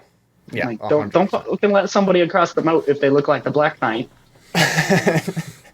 Yeah. Come on. We get called judgy people a lot, and it's like, well, I think we should be, because you can't just let everybody into your life, because and I'm not saying they're bad people, but they're not going to be beneficial to what we have going on here. And that's not saying anything bad about them. Like, they have a place where they can excel too. It's just not here. Right.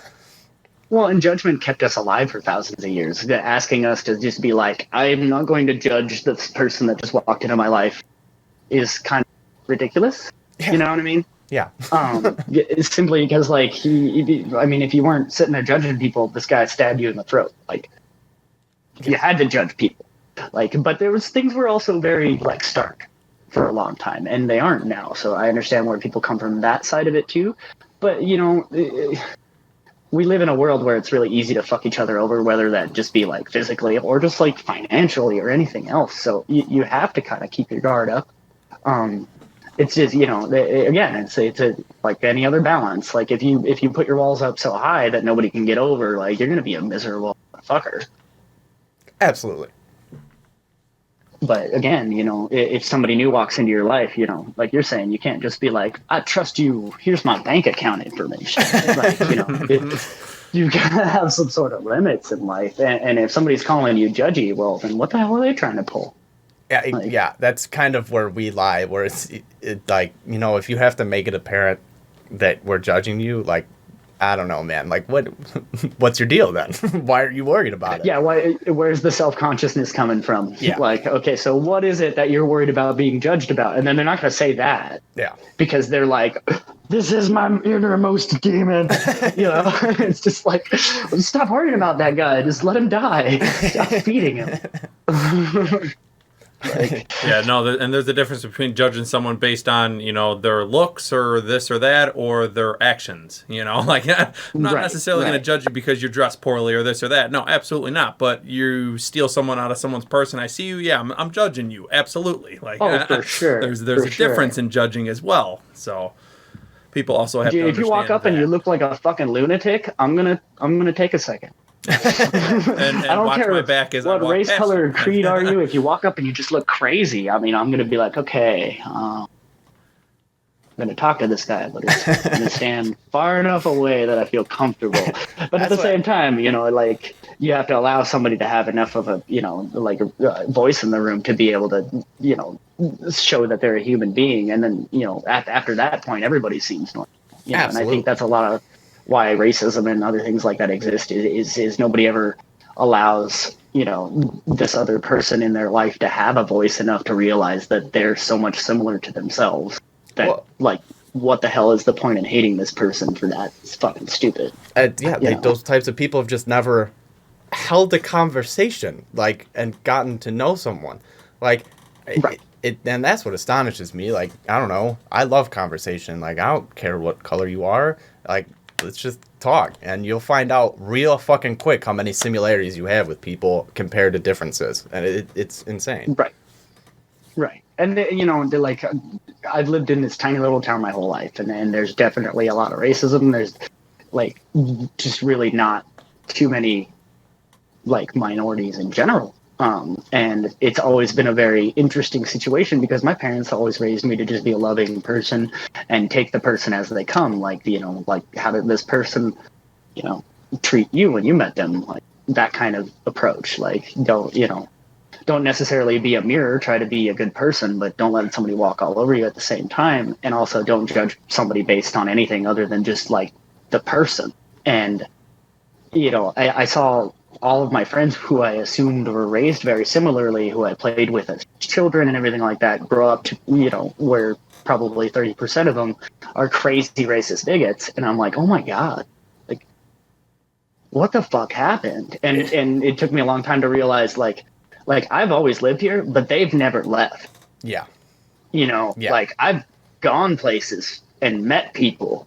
They've never left. Yeah. They've literally just been listening to their parents and grandparents and doing the same thing forever and ignoring any sort of outside perspective at all, just based on the fact of stubborn arrogance of like, this is how life is supposed to be kind of thing. They're the same kind of guys like, oh, the man is the man of the house. And you're like, oh God, just stop. Just like, I understand being a guy, like I understand guy culture and being macho and everything like that. But there's a definite limit to where that becomes like horribly grating and fucking stupid. And a lot of people don't ride the line. They just fucking go full bore and they're like, hey, I'm a banger. You're like, oh my God. Yeah. Seriously. It's, I was watching a documentary it wasn't like 2 weeks ago about like women in the EDM scene, and before I watched it, I was always like, well, if the artist is good enough, they'll be on these lineups, and that's kind of always been my thing. I don't care if you're a woman or a man. Not that I'm sexist, like right. I don't care if you're a woman or a man, but like seeing the women talk about how they've never even been considered to have their career started because it's right. such a man industry. I started to like realize that like, oh, okay, they're making this such a big deal because it is a big deal to them. Like they're finally like, right. There are amazing women artists out there that I've never even heard of because they don't get any backing because they're women. And like, right. Glass is the same way. People of color and women just get like the shaft for the last 20 years, which is like, what the fuck, know? And it's finally coming around, but it's been just very, very, very. Well, I mean, I'm just a white dude. I had no fucking clue for the longest period of time. I was just like, I'm making pipes. Why don't I see any girls? okay, you're making pipes. And nowadays, like, you start to see girls come up and these women that are just fucking kicking ass, like Shayla, who goes by Windstar Glass on Instagram. Follow her. Fucking amazing work. She won like one of the biggest competitions in glass last year. And I mean, like, when I say she won, she like beat the shit out of the competition. And it's like the third year in a row she's done that. And it just goes to show like if these women and the people of color were given a voice earlier on, the amount of diversity that they bring to the table, both in technique and approach and perspective, just far outweighs any sort of fucking weird notion of like, this is ours, not theirs kind of bullshit, that it makes no sense. And I always kind of saw the sexism because it's kind of obvious when you go to an industry show and it's literally 95% fucking hairy dudes. And you're like, all right, well, this is a party, I guess. These guys are all just here selling pipes. And, all right. And then, you just never, it took me a long time to realize you just never see a person of color who's vending. Yeah. You see a lot of foreign investors that come in and buy head shops and they're buying stuff. But like almost all the vendors would always just be some hippie ass white dude or some wook. And, it's nice to see that finally being kind of brought to the forefront. There was a discussion on one of the big groups on Facebook a while back, because there's like 20,000 people in that group now or something like that, where they were all talking about, the various different people of color's experiences in glass and how they had been blacklisted from certain shops and had shops just literally like drop orders once they realized that they were black. And I thought that was an extremely ridiculous thing. So a few of us kind of got together and started putting a blacklist together and being like, none of these motherfucking shops are buying shit from us. And, that just never happened before because nobody, I think we all assumed that it wasn't that way. And there wasn't too many voices speaking up that were allowed, like a platform to stand on. And I just find that to be so ridiculous. But at the same time, like, given our history as a country, it really doesn't surprise me. Yeah, 100%.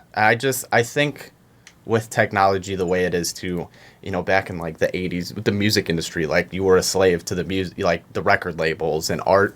I mean, glassblowing, you seem like you're a slave to the head shops and the people, that pay the bills mostly. But now, like, it's giving the power back to the artist where it should have always been, like, because not only are you getting the power, then you're able to be more creative for like in creative freedom, and like you said, you're getting more perspective. And I think that's so important. And I am so excited for like the next couple of years because you can see it shift in the art and how art is going back to the artists. And these major labels and companies are like shitting because they don't know what to do. Like they don't know how to keep the power. And I think it's so great. I really like on the glass side of it, there's been a real big push. Like there's still a lot of very hesitant shops, but there's been a really big push for a lot of shops that supported the import market. They get a lot of things from Mexico, China, and India for very cheap, but their labor conditions are very questionable a lot of times. There's been videos, and you can go on YouTube and look them up, of glass factories in China that will make you fucking want to pull your hair out and cry. Like watching children work in unventilated glass factories that have glass dust rolling around everywhere, and reading reports that they died at like the age of 13. Yeah, it's horrible. It's absolutely horrible. It's terrible, and then these guys would be like, it doesn't matter. I get pipes for $1. I turn around and sell them for $8. Could you match that? And you'd be like, no.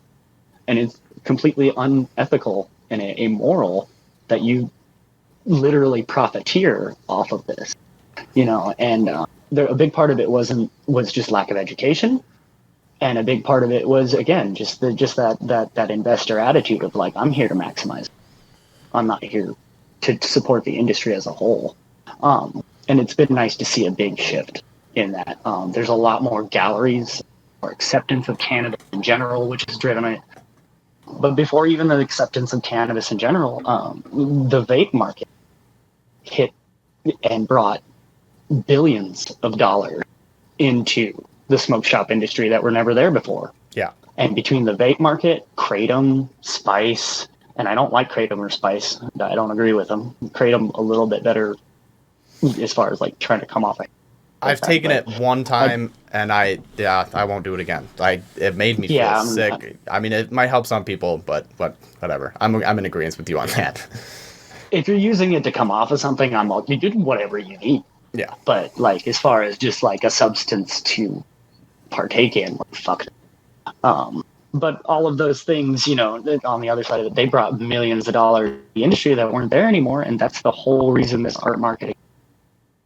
Because without the confidence of all those buyers that had been, you know, buying black market pipes for years and supporting the industry that way, to sit there and take the confidence to be like, hey man, I'll buy $1,000 pipe from you and put it on my on my shop and see if I can sell it. That never existed, you know.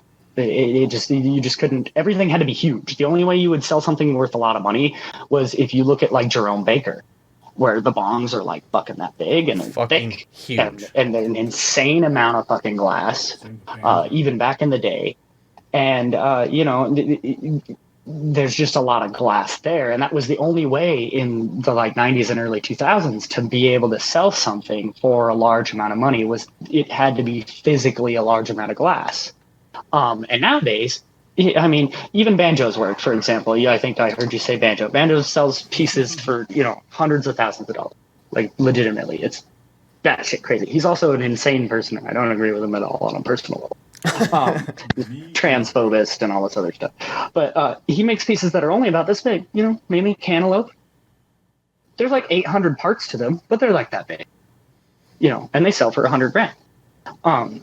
That is never something that would have happened, you know, that long ago. Yeah, that's Dan Blazarian owns $2.5 million worth of glass now, or something insane like that, from various different artists. That every single, like, none of that would exist. None of that market would exist to invest in or anything like that without all that vape money and all the kratom and CBD really pumping up the smoke shops, and then smoke shops having like I said, the confidence to be able to be like, hey, I'm going to take this potentially questionable art market and try to push it, even though everything was still technically illegal. Yeah. Well, and smoke shops, I've never, ever really paid attention to that. But yeah, like there was maybe one smoke shop within a 45-minute radius of us. And now there's 2 or 3 vape stores, smoke shops in one town. We have a town of 2,000 people. We have a smoke shop now. Like it's crazy. Yeah, that's why we have like 3. There's like maybe 8,000 people that live here full time. Yeah, like 3 fucking fully stocked. It's like, you guys are crazy. Yeah, no, we live. Yeah. I mean, we got a grain factory. We had in school. We had to drive your tractor to school day. You know, so for us to have a head shop, like it's way out of the norm. We had we were talking about when they were legalizing. We were thinking about our town was considering getting a dispensary or allowing dispensaries to even come there. And it was, I mean, it was pretty split. I would say probably 60-40. I would say 60 were for it, but that 40 that were not were like fight to the death for it not. Yeah, they're much more vocal. Everybody's like, yeah, that's fine. And then they're like, fuck the world, I kill you all. And like, oh my God, it's just weed. Our local pastors were coming and like making a big gripe about everything. And I mean, it was like, and members from their church were coming to support them. And I mean, it was a big deal. Like things got very That's how it was here town. for a while. And it was a lot of our younger generation. Like me and him went and a lot of our friends went. And it's like, man, we gotta push for it. You know, like, We're what the 10, 20 years from now, we are what this town is, you know, like a lot of you old people, I mean, no offense, but you know, you're getting old. Nobody lives forever. Right. Well, you got to make the future you want to live in too. You can't be stuck in the past that somebody else wants to perpetuate, if nothing else, because they're not going to be fucking here. Yeah. Why the hell would we make that happen again for someone who's not around? Yeah. Like what, you just want to know that your great-grandchildren grew up the way you did? That sounds terrible. I want to know that my great-grandchildren grew up in space. Yeah. You know, I want to know that my great-grandchildren did something amazing that doesn't even make sense to me. That they grew up better than me. Yeah. Like, oh yeah, there was robots everywhere. You know, our jobs consisted of being creative and everything was paid for. Fuck yeah. Yeah, that sounds awesome. Not like, well, was it socialist? Like, who gives a fuck? Yeah. Like, stop labeling things, make life better. Yeah. 100%. Like, yeah, it's just the small town life really points that out too, because when you're looking online at people in the cities being like, hey, these are the things we can do to make life better for all of us. There's millions of us here. The people in a small town where there's like 5,000 of them are like, no, fuck you. Yeah, and you're like, that doesn't affect you. Why the fuck are you getting mad about that? And they're like, well, we don't want to see that. It's like, you go down there 3 times a year? Yeah. Like, what? Like, I don't understand this. Illinois, And Illinois is a weird one for that though. Like, What did you just say? Illinois. Illinois. Oh. Illinois, whatever. Okay, shut your mouth. But Illinois is a weird one for that because all we have is Chicago, and then everything else is farm fields. So like most of the laws in Illinois do cater to Chicago. So like the rest of the state is always like, well, what the fuck? So I do think like that problem should be addressed. But I do agree with you 100%. Like when it comes to like, well, they just need to have like more of like not a province, but like a county-based system and have like more appropriate laws for that. That should be a fixable problem. Yeah. Well, see, we solved this issue just now. 5 minutes. Here we are. 2021 still can't figure it out everywhere else. So yeah, but then they couldn't gerrymander. Yes, which is a huge problem around here. Yeah, I know. You guys are like the gerrymandering capital of the country. Yeah, it's ridiculous. But let's, we've done a really good job not getting political and staying on top of creativity. No, so we're fine. Let's, I'm not going to get into specifics. Let's jump back to glass blowing. We'll take up like another 15 minutes of your time because we don't want to, fuck over you or anything. But so these two want to get started into glass blowing. What would you suggest for anyone really that wants to get involved in it? Find a studio that does the type of glass blowing that you specifically are interested in. And when I say find a studio, there's 50,000 glass blowers in the country. You'll be able to find it. It might take a minute, but you'll be able to find one.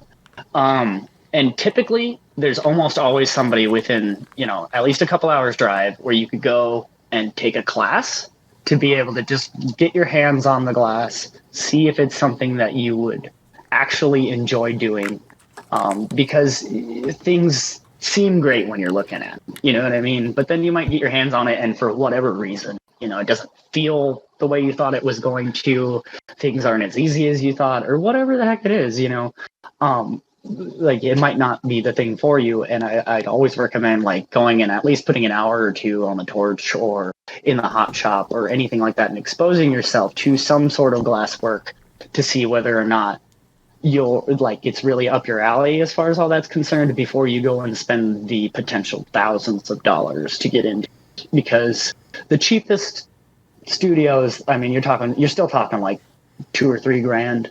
And that's to make little stuff, like little stuff.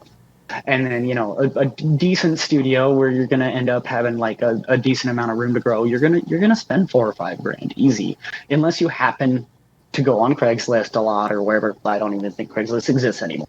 You go on Facebook Marketplace or whatever the fuck it is now and go find somebody who did exactly what I'm talking about, got into it got over their head, decided to sell everything real quick. There are people that sell like whole studios outright because of the fact that they had to move or this or that or the other. So you can, come up on some really good deals online, but at the same time, always recommend, no matter what kind of art you want to get into, just go take a class. Like I'd almost guarantee a couple $100. You can get into it, see if you like it, and then go from there. And then if you do end up like, falling in love with it, which a lot of us do, picking up the book's Contemporary Lampworking 101 by Bondu Scott Dunham. It's a 3-volume set. It will teach you a little bit of art history. It'll teach you the chemistry and science and mathematics behind why the glass is the way it is and how to work with it and how to properly anneal it to relieve stress so that you don't end up having work break and fall apart on you later and things like that. And it also has like some really cool little mini galleries to have lots of pictures and examples and a bunch of fun tutorials that'll go through and teach you how to do basic things that you can then use to grow off of. And that right there is between those two resources, and then all the different various people on YouTube like Dustin Revere and Paul Taylor. You can look them up, and there's tons and tons and tons of video tutorials. Some of them are great, some of them are kind of hit or miss. Sometimes they leave a little bit of information out and this and that, but there is a lot of information there. And typically most glass blowers are fairly antisocial in general, but once you get them in the studio, they tend to be a fairly collaborative lot. So if you're willing to put the effort in to go and try to learn a new trade such as this, and start asking questions of somebody, if they're a friendly person at all, chances are they're going to want to be in the studio with you or have some sort of back and forth collaboration, which is going to cause you both to grow faster, kind of thing. Even if the person like myself has been doing it 20 years, like I have my apprentice who is also named Austin. He's only been doing this a couple of years, and I learn stuff all the time by teaching him how to do things that I've known how to do for.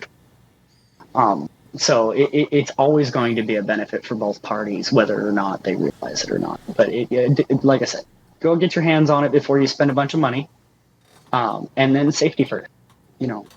Make sure you have proper ventilation and everything before you start, because it's there's a lot of heavy metals in the colors. And then the torches themselves throw an enormous amount of carbon monoxide and carbon dioxide into the air. And so you have to really mitigate that and make sure that you're not breathing it in. And then if you are looking to maintain a kind of green carbon footprint in life, you also kind of have to figure out how to account for it, because it's not the most green of things to get in. Yeah, other than that, it's an amazing thing to get into. That's kind of ironic in itself, because most people that are into glass blowing, I feel, are more eco-friendly.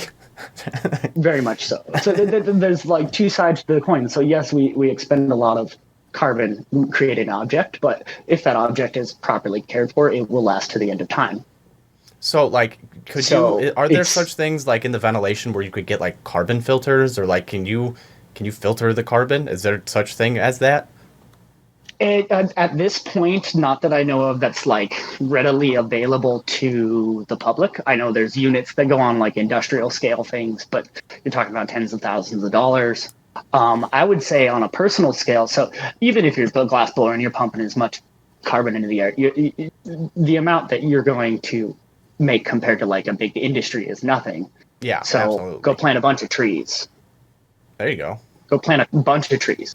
If that's all you ever fucking do, just go out every year, plant a couple of trees. You'll know that you're doing something to mitigate it, and then honestly, be socially active and try to get big companies to cut down on carbon. And that's the biggest thing we can all do, because I think it's a handful of the biggest industries in the world produce 90% of the carbon we pump into the air. I think it's 98%. Of the carbon footprint is done by 13 companies. So the more we can put pressure on them in whatever ways, I think would be better as well. And not to say that you shouldn't be trying to, lower your own footprint and stuff, but I wouldn't also, any big company that tries to put pressure on individual peoples to change rather than them is just trying to just be a jackass, in my opinion. 100. Like Coca-Cola. Well, nobody wants us to change back to glass. They want plastic bottles. Nobody wants plastic bottles, Coca. It tastes better out of glass. Come on, man. Absolutely. No. Their arguments are always just what? No. This is about money for you. Just stop. Yeah, and at least just be honest. Just be honest and upfront. We're making more money with plastic bottles. I would respect you more if they did that, honestly. Exactly. They'd be like, well, our profit margin's this much higher. You'd be like, well, all right, that makes sense. Oh, you're only making... I can understand why that's a difficult decision. You're only making 70 billion compared to the 90? Oh, no. Right. Fuckers. But we're dragons. We like our gold. All right, now, well, we don't want to take up any more of your time, and it's approaching our bedtimes here. So thank you so much We would love Well, to thank have you so much. We would love to have you on again and continue Yeah, absolutely. bullshitting and talking. We will Yeah, definitely anytime. be buying some of those mushrooms for our studio because those things are amazing and we need them in here. So thank you. Yeah, for just your let me time. know. I make a whole bunch of them. I'll make you whatever crazy ones you want. Awesome, man. Thank you. Cool. Keep doing what you're doing, man. We can't wait to have some of your art in our studio. And thank you just for everything. We really appreciate it. Well, thank you guys. Thanks for having me on. I appreciate it as well. Absolutely, man. Well, you have a good night. Go eat with your kids and your wife. Get your wallet back. Get your wallet back. Right. No, I think they just took the credit card. She snuck it back in my pocket. Oh. They got the important part. That's all that matters. Dude, she's a little pickpocket. You'll be like, what the hell? Where's my I wallet? could have sworn. She'll run off like, ha ha. All right, man. Well, you have a good night. Good luck. You too, guys. Be safe in the studio. On that note. On that note, Go on, get. bye.